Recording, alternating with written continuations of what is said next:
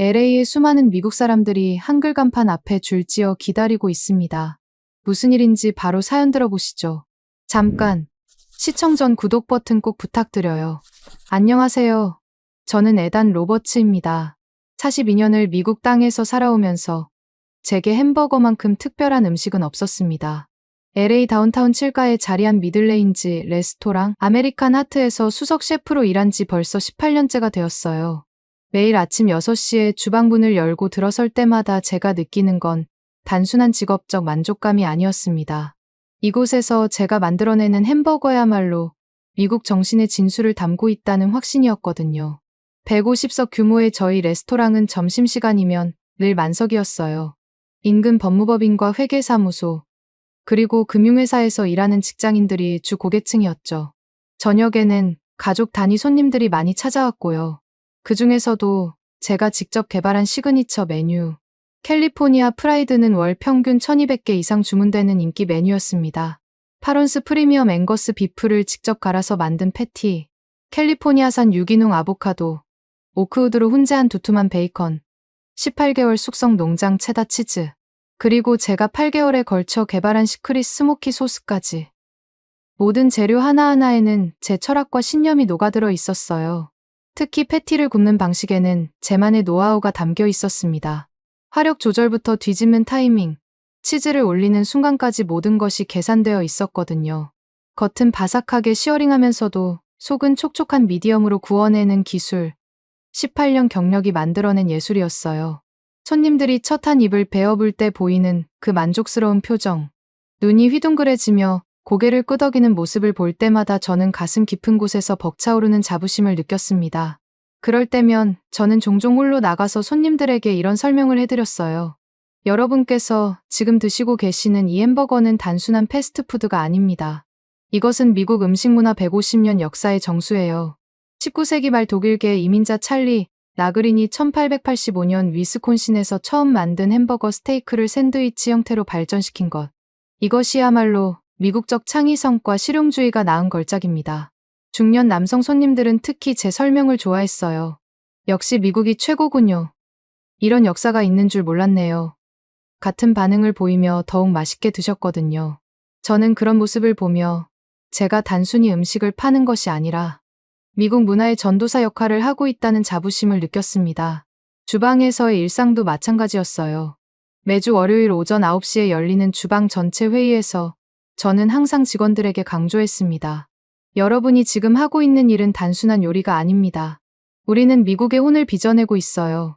맥도날드가 전 세계 120개국에 퍼뜨린 것, 버거킹이 글로벌 브랜드가 된 것, 인앤아웃이 서부 지역에서 컬트적 인기를 얻은 것, 모든 것의 근본이 바로 우리가 지금 만들고 있는 이 햄버거입니다. 부셰프 마이클은 늘 제 말에 진심으로 공감해줬어요. 요리학교에서 함께 공부한 동기였던 마이클은 제 철학을 누구보다 잘 이해했거든요. 에단이 옳습니다. 제가 뉴욕 쿨러너리 인스티튜트에서 배울 때 교수님이 그러셨어요. 햄버거야말로 미국이 세계 음식 문화에 기여한 가장 위대한 발명이라고 말이죠. 프랑스가 소스로 유명하고 이탈리아가 파스타로 알려져 있다면 미국은 햄버거로 세계를 정복했다고요. 수셰프 로버트도 거들었습니다. 30년 경력의 베테랑 셰프였던 로버트는 제게 실무적인 조언을 많이 해주는 멘토 같은 존재였어요. 맞습니다. 에단. 제가 젊을 때 파리에서 3년간 일했는데 거기서도 미국식 버거 레스토랑들이 인기였거든요. 맥도날드는 물론이고 현지 셰프들도 미국 스타일 버거를 메뉴에 올리려고 애썼어요. 결국 전 세계가 우리 방식을 따라하는 거죠. 라인 쿡 중에서 가장 성실했던 제시카도 한마디 못했어요. 27세의 제시카는 요리학교 졸업 후 바로 저희 레스토랑에 들어와서 5년째 일하고 있었는데 젊은 세대의 트렌드에 민감했거든요. 셰프, 제 남동생이 일본에서 2년간 영어 강사로 일했는데요. 도쿄에서도 미국식 햄버거가 대세라더라고요. 모스버거나 프레시니스 같은 일본 브랜드들도 결국 미국 스타일을 베이스로 하잖아요. 재료만 조금 바꿨을 뿐이죠. 이런 대화들이 제게는 일상이었고 동시에 제 정체성을 확인해주는 소중한 시간들이었어요. 전 세계 어디를 가도 햄버거의 기본 구조는 미국이 만든 틀을 따르고 있다는 확신. 그것이 제게는 흔들릴 수 없는 진실이었거든요. 저희 레스토랑만의 특별함은 체인점과는 완전히 다른 수제 방식에 있었어요. 매일 새벽 5시에 협력 정육점에서 직접 공급받은 신선한 소고기를 주방에서 직접 갈았고, 번도 다운타운의 전통 베이커리에서 매일 아침과 구워온 것만 사용했습니다. 양상추와 토마토 같은 야채류는 로스앤젤레스 카운티 내 유기농 농장에서 직접 공급받았고, 피클까지도 제가 직접 담가서 사용했어요. 무엇보다 자랑스러웠던 건 제 특제 소스들이었습니다. 기본 마요네즈 베이스 소스부터 시작해서 스모키 바비큐 소스, 스파이시 치폴레 소스, 그리고 시그니처인 캘리포니아 스페셜 소스까지. 각각의 소스는 최소 3개월 이상의 연구, 개발 기간을 거쳐 완성된 것들이었어요. 캘리포니아 스페셜 소스만 해도 메요네즈, 케첩, 머스터드를 베이스로 하되 여기에 발사믹 식초, 우스터셔 소스, 갈릭 파우더, 파프리카, 그리고 비밀 재료인 메이플 시럽과 라임 제스트를 추가한 복합적인 맛의 소스였습니다. 단맛, 짠맛, 신맛, 매운맛이 완벽한 균형을 이루면서도 뒷맛이 깔끔한 소스를 만들기 위해 수백 번의 테스트를 거쳤거든요. 그런 정성과 노하우 덕분에 아메리칸 하트는 지역에서 인정받는 맛집이 되었어요. 옐프에서 4.3점, 구글 리뷰에서 4.5점을 유지하며 꾸준히 새로운 고객들이 찾아오는 곳이었습니다. 특히 제 캘리포니아 프라이드 버거를 먹기 위해 오렌지 카운티나 벤츄라에서 일부러 찾아오는 손님들도 있었어요. 그런 성공이 제게는 미국식 햄버거의 우수성을 증명하는 산증거였습니다. 정통성과 혁신성을 동시에 갖춘 미국식 접근법이야말로 햄버거의 진정한 완성형이라고 믿었거든요. 그런데 3월 둘째 주 화요일, 평온했던 제 일상에 작은 균열이 생기기 시작했어요. 점심 러시가 끝난 오후 2시경, 단골 손님 중 한 분인 김철수 씨가 카운터로 다가왔습니다. 김철수 씨는 인근 회계법인에서 근무하는 한국계 미국인으로 거의 매주 3번씩 저희 레스토랑을 찾는 단골 중에 단골이었어요. 셰프 로버트, 잠깐 시간 있으세요? 물론이죠, 김 씨. 오늘 버거는 어떠셨어요? 언제나처럼 훌륭했어요. 그런데 혹시 플러턴에 롯데리아라는 한국 햄버거집 오픈한 거 아세요? 롯데리아. 처음 들어보는 이름이었어요. 한국 햄버거집이요? 네. 어제 그랜드 오픈했는데 줄이 정말 대단하더라고요. 제 아내가 한국 분인데 향수 때문에 가봤다가 깜짝 놀랐거든요. 저는 별 관심 없이 고개만 끄덕였어요. LA에는 워낙 다양한 나라의 음식점들이 생기고 사라지는 일이 빈번했으니까요. 아, 그렇군요. 셰프도 기회 되시면 한번 가보세요. 정말 독특한 메뉴들이 많아요. 특히 라이스버거라는 게 있는데 빵 대신 밥으로 만든 버거거든요. 그 순간 저는 웃음이 터져 나왔어요. 밥으로 만든 버거요? 김씨, 그게 무슨 햄버거예요? 그럼 그냥 주먹밥이지. 김철수 씨는 진지한 표정을 지었습니다. 처음에 저도 그렇게 생각했는데 막상 먹어보니까 생각이 바뀌더라고요. 정말 맛있었어요. 저는 김철수 씨의 말을 대수롭지 않게 여겼어요. 한국 분이니까 자국 음식에 대한 애정이 있을 수밖에 없겠다고 생각했거든요. 그날 오후 주방에서 일하면서도 계속 그 대화가 머릿속에 맴돌았어요. 밥으로 만든 버거라니 햄버거의 가장 기본적인 정의마저 무시하는 발상이었습니다. 햄버거란 2장의 번 사이에 패티와 토핑을 넣은 샌드위치 형태의 음식인데 번을 밥으로 바꾼다면 그건 더 이상 햄버거가 아니잖아요. 그날 저녁 마감 후 부셰프 마이클과 정리를 하면서 이 얘기를 꺼냈어요. 마이클, 오늘 김철수 씨가 이상한 얘기를 하더라고. 무슨 얘기요? 한국 햄버거집이 플러턴에 오픈했다는데 밥으로 버거를 만든다는 거야. 마이클은 손을 멈추고 저를 바라봤어요. 밥으로요? 응. 롯데리아라는 곳인데 라이스버거라는 메뉴가 있다는 거야. 신기하네요. 근데 그게 맛있을까요? 맛있을 리 없지. 햄버거의 본질을 완전히 무시한 거잖아. 번의 역할이 얼마나 중요한데 패티에서 나오는 육즙을 적절히 흡수하면서도 모양을 유지해야 하고 씹는 맛도 조화를 이뤄야 하는데 밥으로는 불가능해. 마이클이 고개를 끄덕였습니다. 맞아요. 그리고 햄버거는 한 손으로 들고 먹을 수 있어야 하는데 밥으로 만들면 부서지기 쉬울 것 같은데요. 저는 마이클의 말에 공감했어요. 역시 제대로 된 셰프라면 햄버거의 본질을 이해하고 있군요. 다음 날 수요일, 더 많은 정보들이 들려오기 시작했어요. 라인쿡 제시카가 점심 준비를 하면서 말을 꺼냈거든요. 셰프, 어제 제 사촌이 롯데리아 갔다 왔는데 사진을 보내줬어요. 어떤 사진? 제시카가 핸드폰을 보여줬는데 화면 속에는 정말 특이한 모습의 버거가 있었어요. 갈색 빛깔의 둥근 것이 번처럼 보였는데 자세히 보니 정말 밥을 뭉쳐서 만든 것 같았습니다. 이게 라이스 버거예요. 그리고 이건 불고기 버거라고 하네요. 불고기 버거 사진을 보니 더욱 당황스러웠어요. 패티 색깔부터가 일반적인 햄버거와 달랐거든요. 갈색빛이 도는 육류에 윤기가 흘렀고 야채 구성도 완전히 달랐어요. 불고기가 뭐야? 한국식 간장 양념 소고기래요. 달콤 짭짤한 맛이 난다고 하는데 저는 고개를 저었습니다. 햄버거 패티에 간장을. 그럼 한국 음식이지 햄버거가 아니야. 하지만 제시카의 다음 말이 저를 더욱 당황스럽게 했어요. 그런데 셰프, 사촌 말로는 맛이 정말 독특하다고 하더라고요. 기존 햄버거와는 완전히 다른 방향인데 나름대로 매력이 있다는 거예요. 저는 불편함을 느꼈습니다. 제시카, 햄버거는 햄버거야. 아무리 재료를 바꿔도 본질은 변하지 않아. 우리가 100년 넘게 발전시켜온 완성된 형태가 있는데 그걸 함부로 바꾸면 안 되는 거지. 그날 오후 브레이크 타임에 수셰프 로버트가 더 구체적인 정보를 가져왔어요. 에단, 방금 푸드 네트워크 뉴스 봤는데 롯데리아 특집을 하더라고. 무슨 특집? 한국 패스트푸드의 미국 진출 관련해서 기자가 직접 가서 먹어보고 리포트한 건데 반응이 상당히 긍정적이었어. 저는 미간을 찌푸렸어요. 긍정적이라니? 특히 웰빙 트렌드와 맞아떨어진다는 분석이 있었어. 기존 햄버거보다 칼로리가 낮고 나트륨도 적고 소화도 잘 된다는 거야. 웰빙 트렌드. 그 말에 저는 약간의 긴장감을 느꼈어요. 최근 몇 년간 건강을 중시하는 고객들이 늘어나면서 저희 레스토랑도 샐러드 메뉴를 확대하고 통밀번 옵션을 추가했거든요. 하지만 그것만으로는 한계가 있다는 걸 알고 있었어요. 로버트, 햄버거에서 칼로리를 낮추면서 맛을 유지하는 건 정말 어려운 일이야. 지방이 맛의 핵심인데. 그러게 말이야. 그래서 더 궁금한 거지. 어떤 방식을 쓰는지. 목요일 아침, 더 충격적인 소식이 들려왔어요. 지역식품 전문지 LA 푸디에서 6페이지 분량의 특집 기사를 실었다는 거였습니다. 제목이 K버거가 도전한다 한국식 햄버거의 LA 상륙작전이었어요. 마이클이 그 잡지를 사서 주방에 가져왔는데 기사 내용이 상당히 충격적이었습니다. 롯데리아의 역사부터 시작해서 한국에서 햄버거가 어떻게 현지화되었는지 그리고 미국 시장 진출 전략까지 상세히 분석되어 있었거든요. 특히 놀라웠던 건 영양 성분 비교표였어요.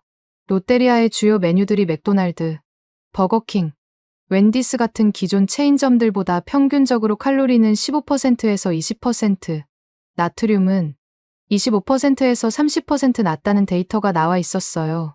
더 당황스러운 건 고객 반응 인터뷰였습니다. 기존 햄버거는 먹고 나면 속이 더부룩했는데 이건 가벼워요. 아이가 평소에 햄버거 먹으면 물을 많이 찾는데 이건 그렇지 않네요. 라이스버거는 처음인데 생각보다 맛있어요. 밥 특유의 고소함이 좋아요. 같은 반응들이 실려 있었습니다. 무엇보다 충격적이었던 건 푸드 평론가의 분석이었어요. LA 타임스 푸드 섹션을 15년간 담당해온 베테랑 평론가 존 머피의 인터뷰가 실려 있었는데 그 내용이 정말 놀라웠어요. 롯데리아의 LA 진출은 단순한 해외 진출이 아닙니다. 이는 햄버거라는 음식 카테고리에 대한 근본적 재해석이에요. 특히 쌀을 활용한 버는 아시아적 식문화와 미국적 편의성이 만나서 탄생한 흥미로운 결과물입니다. 이것이 성공한다면 미국 패스트푸드 시장에 새로운 바람을 불러일으킬 가능성이 높습니다. 저는 그 기사를 읽으며 점점 불쾌해졌어요. 근본적 재해석, 새로운 바람. 이런 표현들이 마치 기존 미국식 햄버거가 구식이고 낡은 것처럼 들렸거든요. 주방으로 돌아가서 로버트에게 그 기사를 보여줬어요. 로버트, 이 기사 좀 봐. 무슨 혁신이라고 떠들어대네. 로버트는 기사를 훑어본 후 고개를 저었습니다. 에단, 기자들이 늘 그렇잖아. 새로운 게 나오면 과대 포장하는 거지. 실제로는 별거 아닐 거야. 하지만 저는 마음이 편하지 않았어요. 특히 그 영양 성분 비교표가 계속 신경 쓰였거든요. 정말로 그렇게 칼로리와 나트륨을 낮추면서도 맛을 유지할 수 있을까? 그렇다면 제가 지금까지 추구해온 방향이 틀렸다는 말인가? 그 주 내내 비슷한 소식들이 계속 들려왔어요. 손님들 사이에서도 롯데리아 얘기가 화제가 되었고, 젊은 직원들은 호기심 어린 반응을 보였습니다. 특히 20대 파트타임 직원인 브라이언은 아예 대놓고 관심을 드러냈어요. 셰프, 저 친구들이랑 주말에 롯데리아 가보려고 하는데요. 왜? SNS에서 난리거든요. 특히 비빔라이스버거라는 메뉴가 대박이라는데. 비빔라이스버거? 저는 더욱 황당했어요. 비빔이 뭐야? 한국어로 섞는다는 뜻이래요. 여러 가지 채소와 소스를 밥에 비벼서 먹는 한국 전통 음식인데 그걸 버거로 만든 거라고 하더라고요. 저는 한숨을 쉬었습니다. 브라이언, 그런 건 햄버거가 아니야. 한국 음식이지. 왜 굳이 버거라고 이름을 붙이는지 이해가 안 되네. 하지만 브라이언의 다음 말이 저를 더욱 당황스럽게 했어요. 근데 셰프, 요즘 젊은 사람들은 건강을 많이 신경 써요. 저도 평소에 햄버거 먹으면 죄책감이 들거든요. 칼로리도 높고 기름도 많고. 그런데 이 라이스버거는 상대적으로 건강하다는 이미지가 있어서 인기인 것 같아요. 죄책감. 저는 그 말에 찔렸어요. 제가 만드는 햄버거가 고객들에게 죄책감을 준다는 건가요? 물론 패스트푸드가 건강에 좋다고 할 수는 없지만, 그래도 제 음식은 신선한 재료로 정성껏 만든 것인데, 금요일에는 더욱 구체적인 정보가 들어왔어요. 요리학교 동기인 데이비드가 전화를 걸어온 거였습니다. 데이비드는 산타모니카에서 파인 다이닝 레스토랑을 운영하는 셰프로 제가 믿고 의지하는 몇 안 되는 동료 중 한 명이었어요. 에단, 혹시 롯데리아 얘기 들었어? 들었지. 한국 햄버거집 말이지? 맞아. 그런데 말이야. 데이비드의 목소리에 뭔가 복잡한 감정이 섞여 있었어요. 나 어제 갔다 왔어. 저는 깜짝 놀랐습니다. 정말? 응. 솔직히 처음에는 에단이랑 비슷한 생각이었어. 한국에서 와서 햄버거를 어떻게 만들겠냐고. 그런데 좀 충격받았어. 솔직히. 저는 데이비드의 말을 믿을 수 없었어요. 파인 다이닝 셰프로서 까다로운 미식 안목을 가진 데이비드가 패스트푸드에 충격을 받았다고요? 데이비드, 뭐가 그렇게 충격적이었는데? 에단, 나도 처음에는 내 생각과 같았어. 한국 음식이야 맛있지만 햄버거는 우리 영역이라고. 그런데 막상 먹어보니까 이건 우리가 생각하는 햄버거와는 완전히 다른 접근이더라고. 어떻게 다른데? 일단 라이스버거부터 얘기하면 밥을 눌러서 만든 번인데 생각보다 견고해. 그리고 식감이 독특하거든. 쫄깃하면서도 부드럽고 우리가 쓰는 브리오슈나 세사미 번과는 완전히 다른 식감이야. 저는 여전히 이해할 수 없었어요. 그래도 데이비드, 밥이 번을 대체할 수 있겠어. 햄버거의 기본 구조를 무시하는 거잖아. 그게 바로 내가 충격받은 부분이야. 처음에는 나도 그렇게 생각했는데 먹어보니까 나름의 논리가 있더라고. 밥의 담백함이 패티의 맛을 더 돋보이게 하는 거야. 번이 너무 강하면 패티 맛이 묻힐 수 있잖아. 그런데 밥은 중성적이면서도 고소한 맛이 있어서 패티와 잘 어울려. 데이비드의 설명을 들으며 저는 점점 혼란스러워졌어요. 15년 경력의 파인 다이닝 셰프가 이런 평가를 내린다는 게 믿어지지 않았거든요. 그럼 맛도 괜찮았다는 거야? 괜찮은 정도가 아니라, 에단, 이렇게 말하는 게 좀 그렇지만 정말 맛있었어. 특히 불고기 버거는 우리가 만드는 클래식 버거와는 완전히 다른 매력이 있더라고. 불고기가 뭔데 그렇게 특별해? 간장 베이스 양념인데 단맛과 짠맛의 균형이 절묘해. 우리가 쓰는 바비큐 소스나 스테이크 소스와는 차원이 다른 깊은 맛이 나거든. 그리고 무엇보다 느끼하지 않아. 먹고 나서도 속이 편하더라고. 저는 데이비드의 말에 점점 불안해졌어요. 데이비드, 설마 정말로 우리 버거보다 낫다는 건 아니지? 에단, 비교하기 어려워. 완전히 다른 철학으로 만들어진 음식이거든. 우리가 추구하는 진한 맛과 볼륨감과는 반대로 깔끔하고 균형 잡힌 맛을 추구하는 것 같아. 그 통화를 마치고 나서 저는 한동안 사무실에 혼자 앉아 있었어요. 데이비드는 제가 가장 신뢰하는 동료 셰프 중 한 명이었거든요. 그런 데이비드가 한국 햄버거에 대해 그런 평가를 내린다는 게 충격이었어요. 주방으로 돌아가니 직원들이 저의 표정 변화를 눈치챘는지 조용히 일하고 있었어요. 저는 평소와 다름없이 저녁 준비를 했지만 마음 한구석은 계속 불편했습니다. 그날 밤 집에 돌아가서 아내 사라에게 하루 있었던 일을 털어놨어요. 여보, 오늘 데이비드한테서 충격적인 얘기를 들었어. 무슨 얘기? 롯데리아 갔다 와서 맛있다고 하더라고. 그것도 진심으로. 차라는 소파에서 책을 읽다가 저를 돌아봤어요. 그래서라니. 데이비드가 어떤 사람인지 알잖아. 미식가 중에 미식가인데 그런 사람이 한국 패스트푸드를 좋게 평가한다는 게. 에단, 그럼 직접 확인해봐. 뭘? 롯데리아에 직접 가서 먹어보라고. 그래야 뭐가 그렇게 특별한지 알 수 있잖아. 저는 사라의 제안에 당황했어요. 내가 한국 햄버거 집에? 왜 안 돼? 셰프로서 당연히 해야 할 일이잖아. 경쟁사 분석은 기본 중에 기본이고, 사라의 말은 맞았지만, 저는 왠지 가기가 꺼려졌어요. 마치 제 자존심을 굽히는 것 같은 기분이 들었거든요. 사라, 이건 단순한 경쟁사 분석이 아니야. 내가 18년간 믿어온 것들이 도전받는 상황이라고. 그럼 더더욱 확인해야 하는 거 아니야? 정말로 위협적인 건지, 아니면 그냥 일시적인 유행인지. 토요일 아침, 저는 평소보다 일찍 레스토랑에 나가서 혼자 생각에 잠겼어요. 주방 한 구석에 앉아서 제가 18년간 걸어온 길을 되돌아봤습니다. 요리학교 시절부터 지금까지 저는 줄곧 미국식 햄버거의 우수성을 믿어왔어요. 그리고 그 믿음을 바탕으로 레스토랑을 키워왔고, 직원들을 교육했고, 손님들에게 자부심을 전달해왔죠. 그런데 이제 그 모든 것이 흔들리고 있는 건가요? 정말로 한국식 접근법이 더 나은 건가요? 점심시간이 되자 평소처럼 손님들이 몰려들었어요. 하지만 이상하게도 몇몇 테이블에서 롯데리아 얘기가 들려왔습니다. 특히 젊은 커플들이 다음에 롯데리아 가볼까? 라고 대화하는 소리가 들렸어요. 더 충격적인 건 단골 손님 중 한 분이 직접 제게 와서 말을 걸었다는 점이었어요. 셰프, 어제 롯데리아 가봤는데 정말 신기하더라고요. 아, 그러세요?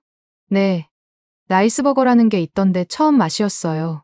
그런데 생각보다 맛있더라고요. 셰프도 한번 가보세요. 아이디어를 얻을 수 있을지도 모르잖아요.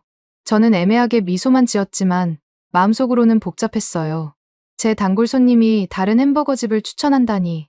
저녁 시간이 지나고 마감 정리를 하면서 저는 마침내 결심을 내렸어요. 좋아. 내일 플러턴에 가보자. 혼잣말이었지만 마이클이 들었는지 고개를 돌렸어요. 셰프, 뭐라고 하셨어요? 아니야. 그냥 혼잣말이야. 하지만 마음속으로는 이미 계획을 세우고 있었어요. 일요일 아침에 롯데리아 플러턴점에 가서 직접 확인해보기로 한 거예요. 미국 셰프로서 햄버거를 사랑하는 한 사람으로서 말이죠. 그날 밤 잠자리에 들면서도 계속 생각이 많았어요. 정말로 한국식 햄버거가 미국식보다 나을 수 있을까? 18년간 제가 쌓아온 모든 것이 무의미해질 수도 있는 걸까? 하지만 동시에 호기심도 있었어요. 도대체 어떤 맛이길래 데이비드 같은 셰프가 그렇게 평가하는 걸까? 정말로 바비번을 대체할 수 있을까? 일요일 아침이 밝았습니다. 평소라면 늦잠을 자는 주말이었지만 저는 일찍 일어나 샤워를 했어요. 마치 중요한 업무 미팅에 나가는 것처럼 단정하게 옷을 입었습니다. 사라는 제 모습을 보며 웃었어요. 에단, 너무 긴장하지 마. 그냥 새로운 음식 경험한다고 생각해. 사라, 이건 단순한 음식 경험이 아니야. 내가 믿어온 모든 것을 확인하는 일이거든. 에단, 미국 햄버거 문화에 자존심이 걸린 문제야. 차에 올라타며 저는 깊은 숨을 쉬었습니다. 플러턴까지는 차로 약 45분 정도 걸리는 거리였어요. 일요일 아침이라 교통량도 많지 않았고요. 운전하는 내내 저는 마음의 준비를 했습니다. 분명히 과대평가된 것일 거야. 한국 사람들의 향수와 미국 사람들의 호기심이 만들어낸 일시적인 현상일 뿐이라고. 제가 18년간 연구하고 발전시켜온 미국식 햄버거의 우수성은 변하지 않을 거라고 스스로를 다독였어요. 하지만 플러턴에 도착해서 롯데리아 매장을 본 순간 제 모든 예상은 완전히 빗나갔습니다. 일요일 오전 10시 30분 플러턴 도심가에 도착한 저는 눈앞의 광경을 믿을 수 없었습니다. 롯데리아 매장 앞으로 뻗어나간 줄이 무려 3블록이나 되었거든요. 이른 아침임에도 불구하고 수백 명의 사람들이 질서정연하게 대기하고 있었어요. 제가 예상했던 소규모 호기심 정도와는 차원이 다른 모습이었습니다. 차에서 내려 걸어가면서 저는 점점 더 놀랐어요. 줄을 서 있는 사람들의 구성이 정말 다양했거든요. 20대 젊은 커플들부터 시작해서 아이를 데리고 온 30대 가족들, 심지어 60대로 보이는 노부부까지. 인종도 백인, 히스패닉, 아시아계, 아프리카계 할 것 없이 정말 다양했어요. 특히 인상적이었던 건 줄을 서 있는 사람들의 표정이었습니다. 지루해하거나 짜증내는 기색 없이 오히려 기대에 찬 얼굴들이었어요. 몇몇은 스마트폰으로 줄 서 있는 모습을 촬영하고 있었고, 어떤 가족은 아이들과 함께 즐거워하며 대화를 나누고 있었죠. 줄 맨 뒤에 서면서 저는 주변을 더 자세히 관찰했어요. 매장 건물 외관부터가 제가 익숙한 미국 패스트푸드점들과는 확연히 달랐습니다. 빨간색과 노란색을 조합한 간판에는 러테어이라는 영문과 함께 한글로도 롯데리아라고 적혀 있었어요. 전체적인 디자인이 세련되면서도 친근한 느낌을 주었습니다. 매장 앞쪽에는 대형 광고판들이 설치되어 있었는데 그 내용들이 저를 더욱 당황스럽게 했어요. 불고기 버거, 새우버거, 비빔라이스 버거 같은 메뉴들이 선명한 사진과 함께 소개되어 있었거든요. 각 메뉴 옆에는 영양성분표까지 자세히 표기되어 있었는데 칼로리와 나트륨 수치가 예상보다 훨씬 낮았어요. 제 앞에 서 있던 40대 남성이 친구와 통화하는 소리가 들렸습니다. 야, 나 지금 롯데리아 앞이야. 줄이 진짜 어마어마해. 3시간은 기다려야 할 것 같은데. 뭐, 그래도 기다릴 거야. 어제 갔다 온 사람들 얘기 들어보니까 정말 다르다고 하더라고. 3시간. 저는 깜짝 놀랐어요. 패스트푸드를 먹기 위해 3시간을 기다린다고요? 제 레스토랑도 주말에는 웨이팅이 있지만 길어야 30분 정도였는데 제 뒤로도 계속 사람들이 줄을 섰어요. 젊은 틱톡 크리에이터로 보이는 여성은 셀카봉을 들고 지금 롯데리아 앞인데요. 줄이 정말 대박이에요. 라며 라이브 방송을 하고 있었습니다. 한국어를 구사하는 교민 가족들도 보였고 완전히 미국인인 것 같은 가족들도 많았어요. 30분 정도 줄을 서서 조금씩 앞으로 나아가면서 저는 매장 내부가 보이기 시작했어요. 유리창 너머로 보이는 주방 풍경이 제가 예상했던 것과 달랐습니다. 직원들이 정말 바쁘게 움직이고 있었는데 그들이 만드는 음식들이 일반적인 햄버거와는 확실히 다른 모습이었어요. 특히 라이스버거를 만드는 과정이 신기했어요. 직원이 특별한 기구로 밥을 둥글게 눌러서 번 모양을 만들고 있었거든요. 그 과정이 생각보다 정교해 보였습니다. 단순히 밥을 뭉친 게 아니라 일정한 두께와 모양으로 정확하게 성형하고 있었어요. 그런 과정을 지켜보면서 저는 여기가 정말 미국이 맞나? 하는 생각이 들었어요. 한국식 간판, 한글 표기 메뉴판, 그리고 완전히 다른 음식을 만드는 과정들. 마치 한국의 어느 도시에 와 있는 듯한 착각이 들 정도였거든요. 제 옆에 서 있던 60대 한국계 할머니가 손자로 보이는 아이에게 한국어로 설명해주는 소리가 들렸습니다. 할머니, 이거 정말 한국 음식이에요. 아이가 영어로 물어봤어요. 할머니가 한국어와 영어를 섞어서 대답했습니다. 그럼, 이거 할머니가 한국에 있을 때 먹던 불고기 맛이야. 비빔밥 맛도 있고, 미국에서 이런 맛을 햄버거로 만들어줄 줄 몰랐어. 할머니가 한국에 있을 때는 햄버거가 없었어요?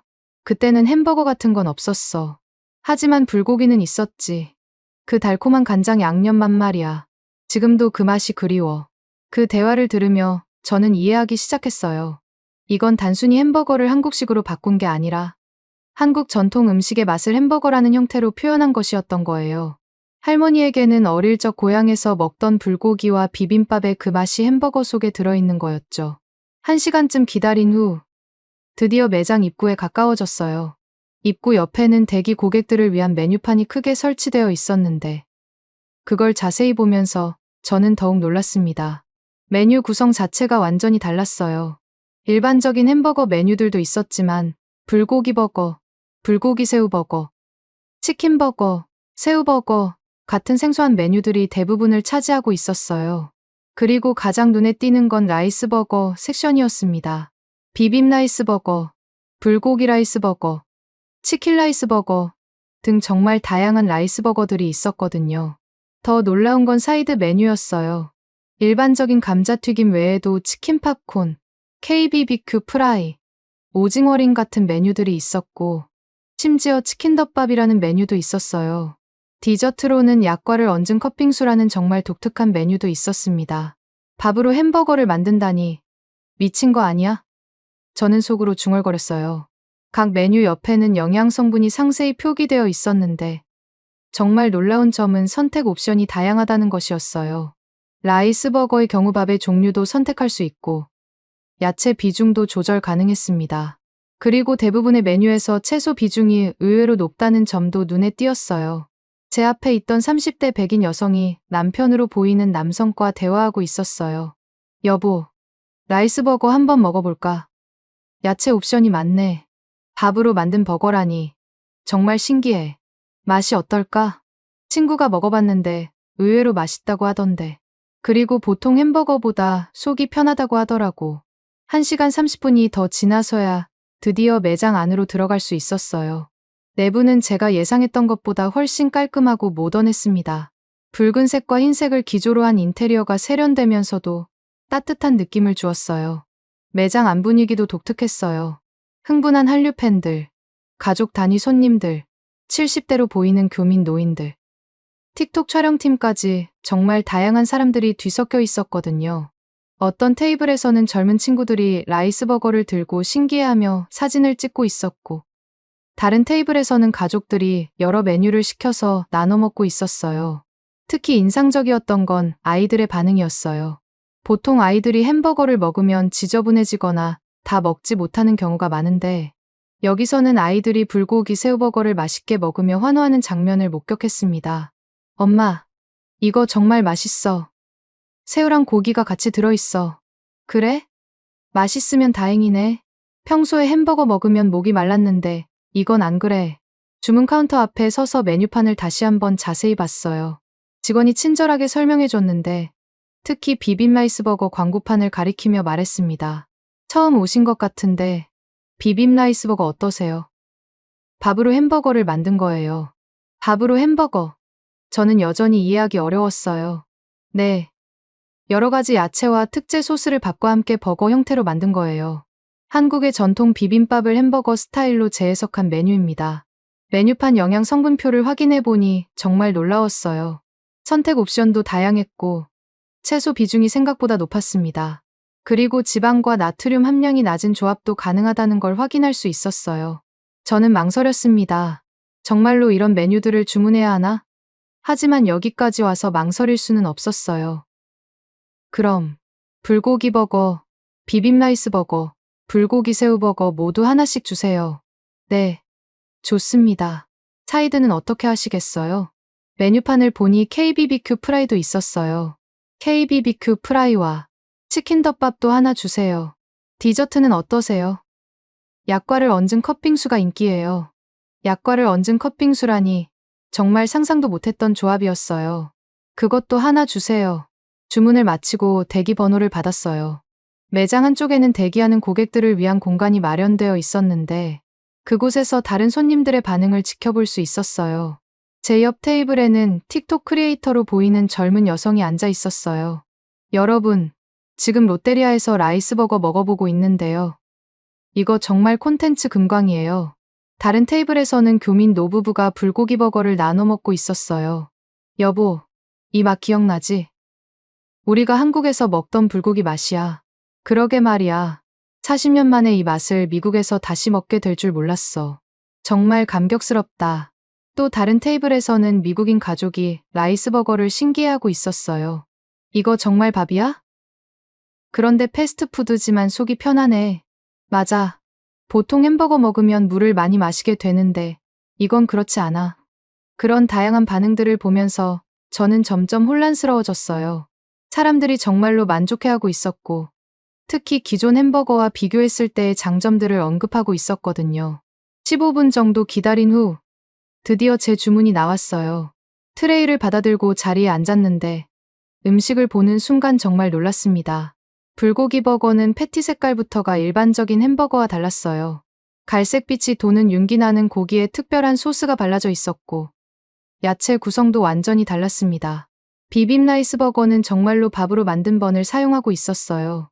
갈색빛이 도는 둥근 밥번 사이에 다양한 색깔의 야채들과 특제 소스가 들어있었습니다. 불고기 새우버거는 더욱 독특했어요. 불고기와 새우가 함께 들어있는 조합이라니 정말 상상도 못했던 메뉴였거든요. KBBQ 프라이는 치킨과 약과를 얹은 컵빙수까지 모든 게 제가 알고 있는 패스트푸드와는 차원이 다른 모습이었어요. 저는 이 모든 음식들을 앞에 두고 잠시 망설였습니다. 정말로 이것들을 먹어봐야 하나? 하지만 여기까지 온 이상 확인해봐야 했어요.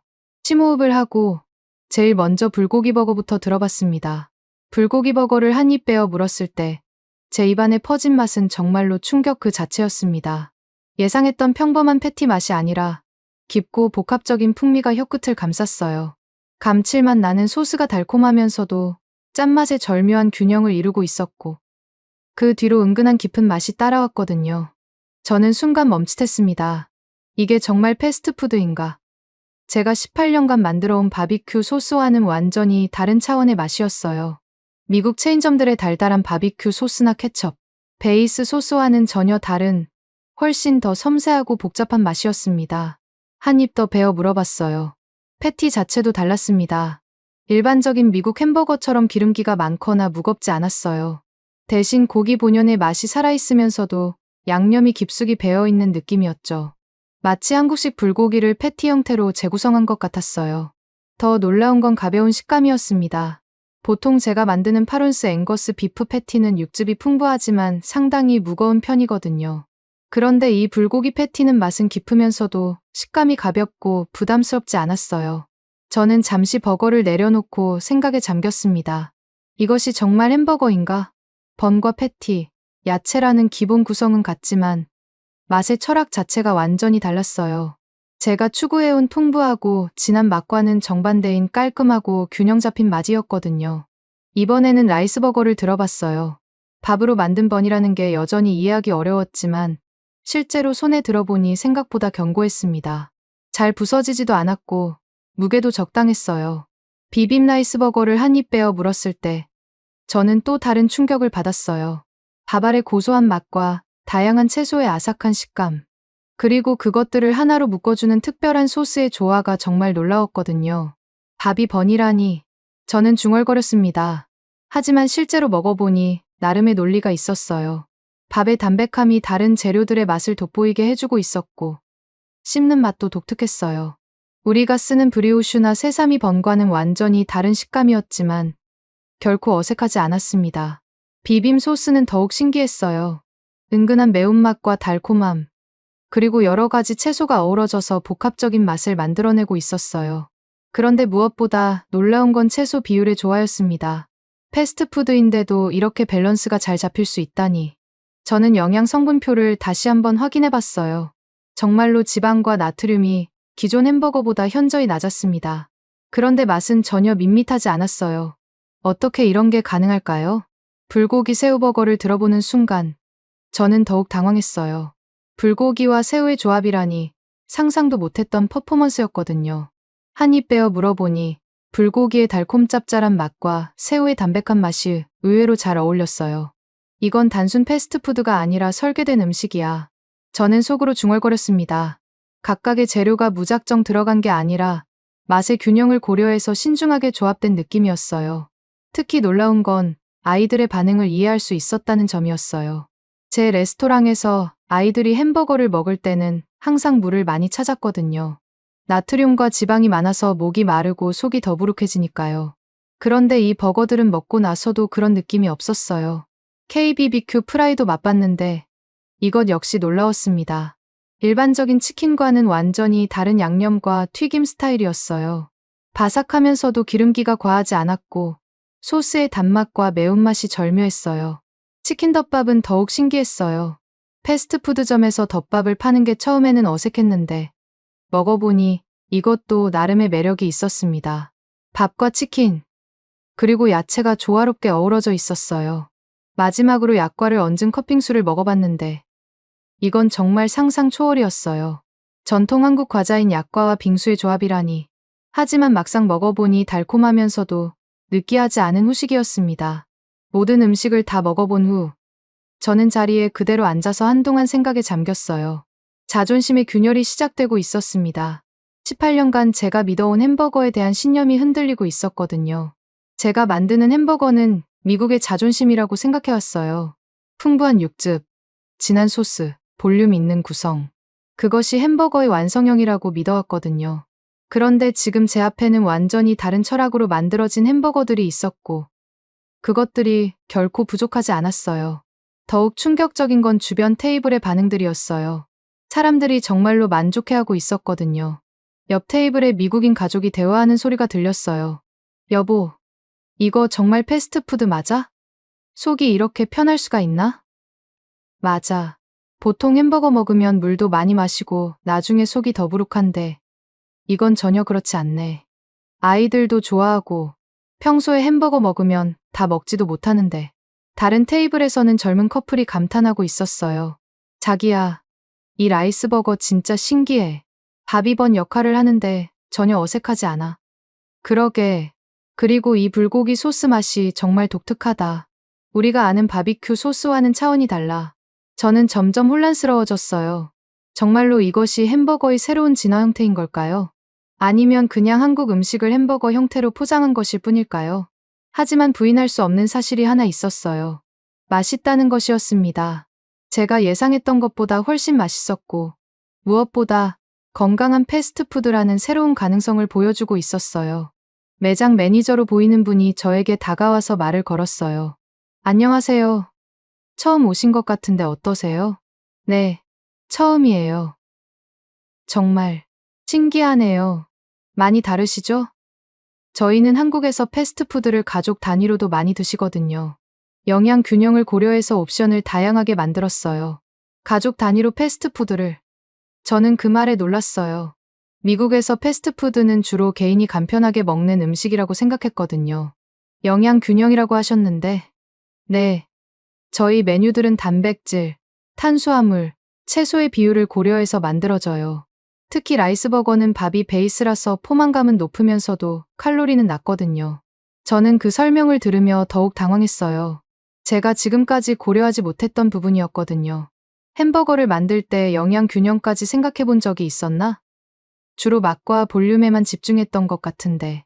그리고 저희는 MSG나 인공 조미료를 최소화해요. 대신 천연 발효 조미료를 많이 사용하죠. MSG 최소화. 천연 발효 조미료? 이런 건 제가 생각해 본 적도 없었어요. 제 레스토랑에서도 물론 좋은 재료를 쓰려고 하지만 이렇게 체계적으로 접근해 본 적은 없었거든요. 매니저가 계속 설명해 줬어요. 한국에서는 패스트푸드도 균형 잡힌 식사의 일부로 생각하거든요. 그래서 야채 비중도 높이고 나트륨도 줄이려고 노력해요. 저는 집에 돌아가는 길에 계속 그 말들이 머릿속을 맴돌았어요. 균형 잡힌 식사의 일부로서의 패스트푸드. 정말 새로운 관점이었거든요. 자동차 안에서 저는 오늘 경험한 것들을 정리해 보려고 했어요. 분명히 맛있었어요. 그리고 기존 햄버거와는 완전히 다른 접근법이었어요. 하지만 그렇다고 해서 제가 18년간 쌓아온 모든 것이 틀렸다는 말은 아니잖아요. 아니지. 혹시 정말로 틀렸던 걸까요? 제가 추구해온 진한 맛과 풍부한 육즙이 시대에 뒤떨어진 건 아닐까요? 요즘 사람들이 원하는 건 이런 가볍고 건강한 맛인 건 아닐까요? 집에 도착해서 사라에게 오늘 있었던 일을 털어놨어요. 여보, 정말 충격적이었어. 어떻게?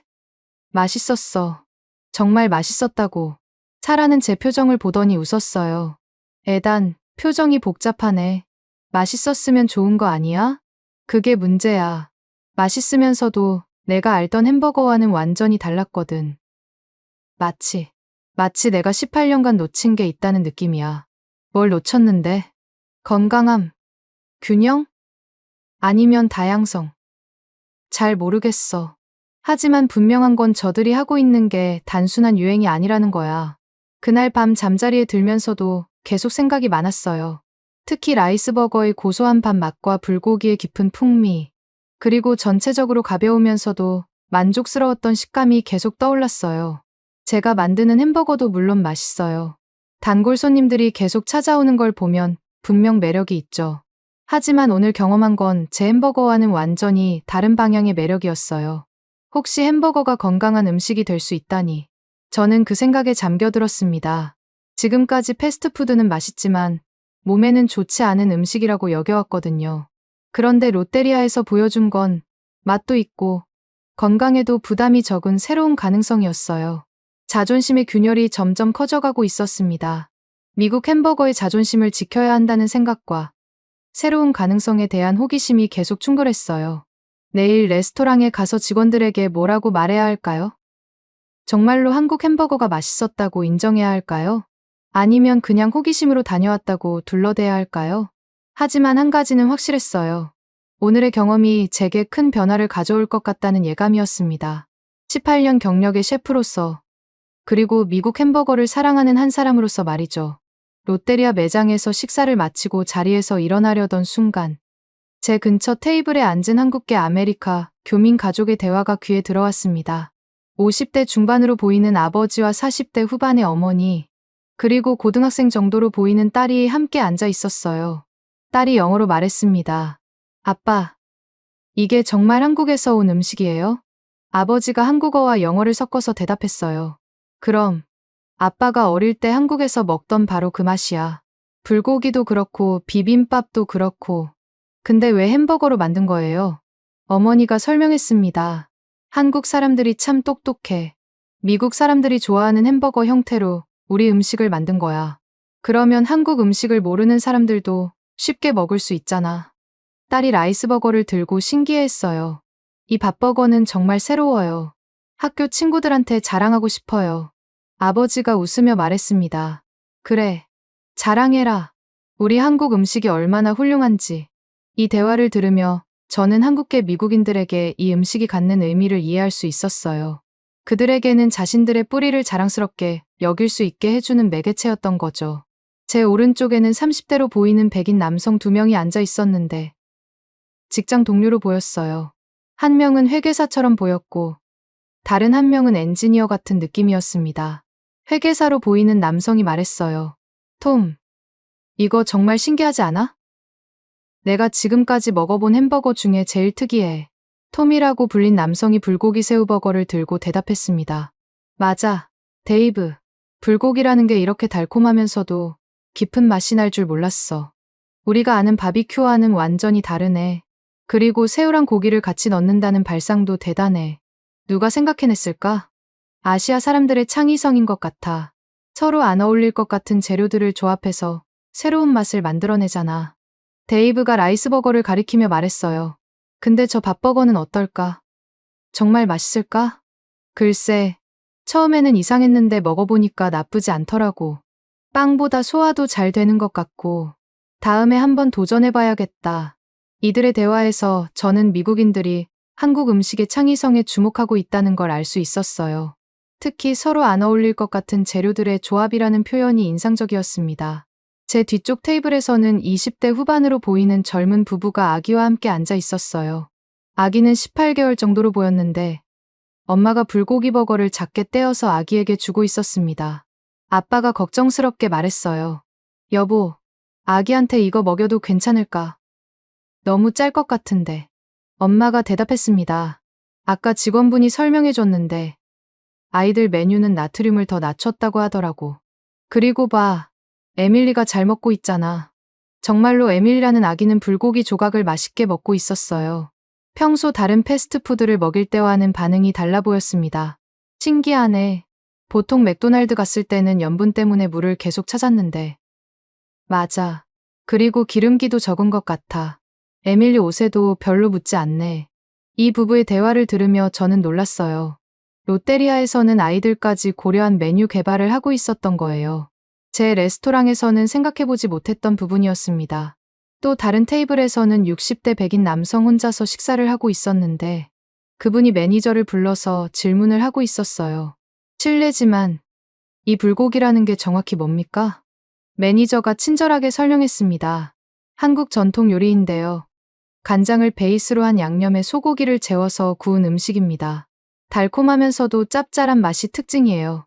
아, 그렇군요. 그럼 이 소스는 어떻게 만드나요? 간장, 설탕, 마늘, 생강, 참기름 등을 배합해서 만듭니다. 각 재료의 비율이 중요해서 오랜 경험이 필요한 소스예요. 노신사가 고개를 끄덕였어요. 정말 복잡한 맛이네요. 우리가 아는 단순한 바비큐 소스와는 차원이 다르군요. 맞습니다. 한국 음식의 특징이 여러 가지 맛이 조화를 이루는 것이거든요. 이 대화를 들으며 저는 한국 요리의 복합성에 대해 생각해봤어요.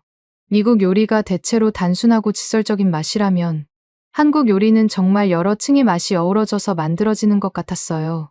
매장 한쪽에서는 40대 라티노 가족이 앉아 있었는데 아버지가 스페인어로 가족들과 대화하고 있었습니다. 제가 스페인어를 조금 할 수 있어서 대략적인 내용을 이해할 수 있었어요. 이 음식 정말 특별하다. 멕시코 음식과도 다르고 미국 음식과도 다르네. 어머니가 대답했습니다. 맞아요. 특히 이 야채들이 신선해요.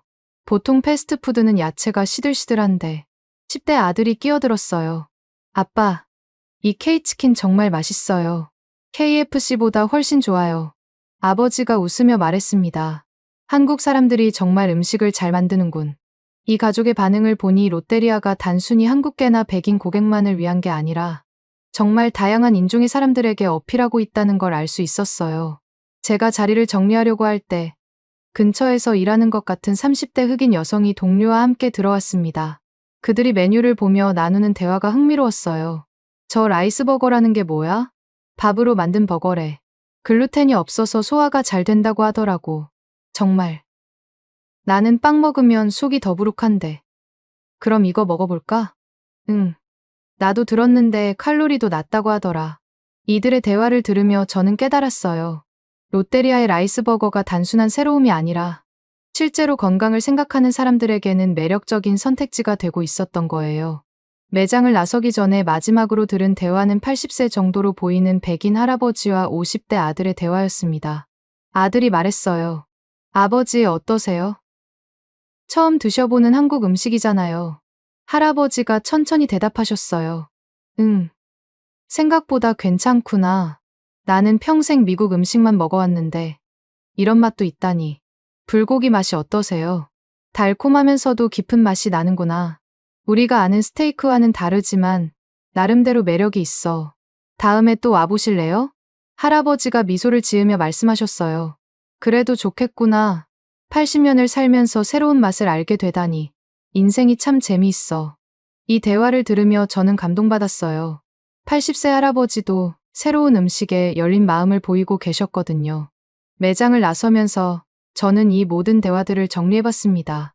한국계 미국인들에게는 자부심의 원천이, 젊은 미국인들에게는 새로운 경험이, 건강을 생각하는 사람들에게는 대안이, 그리고 다양한 인종의 사람들에게는 문화적 다리 역할을 하고 있었어요. 무엇보다 놀라운 건 모든 사람들이 각자 다른 관점에서 접근했지만 결과적으로는 만족하고 있다는 점이었습니다. 이건 제가 레스토랑을 운영하면서 늘 꿈꿔왔던 모습이었어요.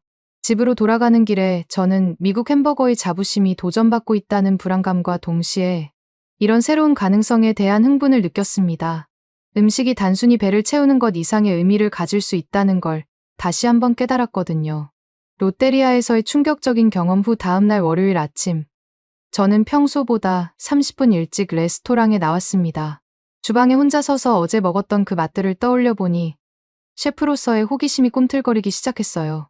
특히 불고기 소스의 그 복합적인 맛이 계속 머릿속에 맴돌았거든요. 제가 18년간 사용해온 바비큐 소스는 주로 토마토 케첩을 베이스로 하고 여기에 갈색 설탕, 우스터셔 소스, 애플 사이다 비니거를 넣어 만든 전형적인 미국식이었어요. 달콤하면서도 톡 쌓는 신맛이 특징이었죠. 하지만 어제 맛본 불고기 소스는 완전히 다른 차원이었습니다. 냉장고에서 간장을 꺼내왔어요. 평소에는 아시안 요리를 할 일이 거의 없어서 거의 사용하지 않던 재료였는데 다행히 유통기한이 남아 있었습니다. 그리고 설탕, 마늘, 생강, 참기름 이런 재료들을 하나씩 꺼내면서 저는 마치 새로운 요리의 세계로 모험을 떠나는 기분이었어요. 첫 번째 시도에서는 간장과 설탕의 비율을 1대1로 해봤습니다. 마늘과 생강은 갈아서 넣고 참기름을 몇 방울 떨어뜨렸어요. 맛을 보니 너무 달았습니다. 간장의 짠맛보다 설탕의 단맛이 압도적이었거든요. 두 번째 시도에서는 간장을 늘리고 설탕을 줄였어요. 비율을 3대2 정도로 조정했죠. 이번에는 너무 짰습니다. 그리고 뭔가 깊이가 부족한 느낌이었어요. 어제 먹었던 그 복잡하고 깊은 맛과는 거리가 멀었습니다. 세 번째 시도에서는 배를 갈아서 넣어봤어요. 한국 요리에서 배가 많이 사용된다는 걸 어디선가 들었던 기억이 났거든요. 그랬더니 확실히 맛이 둥그러졌어요. 단맛이 더 자연스러워지고 전체적인 조화도 좋아졌습니다. 네 번째 시도에서는 양파를 갈아서 추가했어요. 그리고 청주도 조금 넣어봤습니다. 맛을 보는 순간 이거다 라는 생각이 들었어요. 어제 먹었던 그 감칠맛에 조금 더 가까워진 느낌이었거든요. 하지만 여전히 뭔가 부족했어요. 깊이는 생겼지만 그 독특한 뒷맛이 없었습니다. 30분 정도 더 실험해보다가 문득 떠오른 게 있었어요. 미림이었습니다. 일본 요리에 사용되는 단맛 조미료인데 한국 요리에서도 쓰일 것 같았어요. 미림을 조금 넣고 다시 맛을 봤는데 이번에는 정말 놀랐습니다. 달콤 짭짤한 균형이 거의 완벽에 가까웠고 그 깊은 감칠맛도 어느 정도 재현이 되었어요. 물론 완전히 똑같지는 않았지만 방향성은 맞는 것 같았습니다. 이때 부셰프 마이클이 출근했어요. 셰프, 오늘 일찍 오셨네요. 뭐 하고 계세요? 아, 마이클. 새로운 소스 실험 중이야. 마이클이 다가와서 냄새를 맡아봤어요. 우와, 이거 뭔가 아시안 향이 나는데요. 간장인가요? 응. 어제 한국 음식을 먹어봤는데 인상적인 소스가 있었거든. 한번 재현해보려고 해. 맛 좀 봐도 될까요? 저는 조금 긴장했어요. 마이클의 반응이 궁금했지만 동시에 걱정도 됐거든요. 혹시 너무 이상하다고 할까 봐서요. 마이클이 소스를 맛보더니 눈이 휘둥그레졌어요. 와, 이거 정말 독특해요. 달콤하면서도 깊은 맛이 나네요. 우리가 쓰는 바비큐 소스와는 완전히 다르지만 나름대로 매력이 있어요. 정말? 네. 특히 이 은은한 감칠맛이 좋아요. 어떤 재료를 쓰신 거예요? 저는 마이클에게 재료를 설명해 줬어요. 간장, 설탕, 배, 양파, 마늘, 생강, 참기름, 청주, 미림. 정말 많은 재료가 들어갔더라고요. 이렇게 많은 재료가 들어가는군요. 우리 바비큐 소스는 기껏해야 5가지에서 6가지 재료인데. 맞아. 그래서 더 복합적인 맛이 나는 것 같아. 이때 수셰프 로버트도 출근했어요. 로버트는 30년 경력의 베테랑이라 새로운 실험에 대해서는 보수적인 편이었거든요. 에단, 무슨 냄새가 이렇게 독특해? 로버트, 새로운 소스 만들어 봤어. 맛 좀 봐줄래? 로버트가 소스를 맛보더니 잠시 생각에 잠겼어요. 이거 아시안 소스지? 맛은 좋은데 우리 레스토랑 스타일과는 좀 다르지 않나. 손님들이 받아들일까? 로버트의 반응은 예상했던 대로였어요. 하지만 저는 포기하고 싶지 않았습니다. 로버트, 한 번만 실험해보자. 패티에 발라서 버거를 만들어보면 어떨까? 글쎄, 마이클이 거들었어요. 저는 한번 해볼 만하다고 생각해요. 요즘 손님들이 새로운 맛을 찾고 있잖아요. 결국 로버트도 동의했고, 저희는 불고기 스타일 패티를 만들어 보기로 했어요. 평소에 쓰는 파론스 앵거스 비프를 4온스로 줄이고, 대신 양념을 미리 재워두는 방식을 시도해봤습니다. 패티에 소스를 발라서 30분 정도 재워뒀더니, 고기 색깔이 바뀌기 시작했어요.